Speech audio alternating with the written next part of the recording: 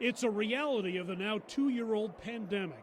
African Americans have been hit harder by the virus than many other ethnic groups in the U.S. I want to see my grandchildren and hug and kiss them, and I can't, because of my health situation. While vaccines have helped, blacks have been hospitalized with COVID-19 at 2.5 times the national rate of whites and died at 1.7 times the rate, according to the U.S. Centers for Disease Control, highlighting a disparity in racial health that's existed for years.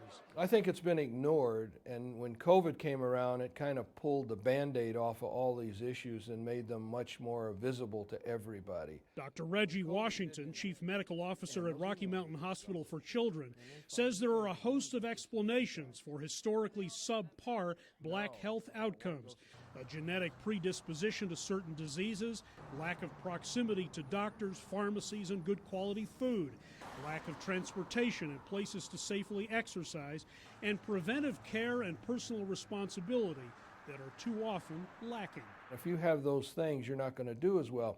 It just so happens more African Americans fit into those buckets than other racial groups. We kind of had a rocky foundation already, and then the pandemic just kind of took it over the top. Dr. Terry Richardson works with an organization dedicated to achieving health equity in the black community. We go out into barbershops and salons, and when people's blood pressure is high, we ask, do you have a doctor? And many times they'll say yes, but have they been in? No. Shining a spotlight on this complex problem, as has happened during the pandemic, is one thing.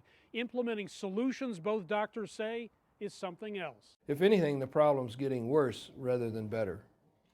Educating new black doctors and nurses and educating black patients to take their health more seriously are both needed.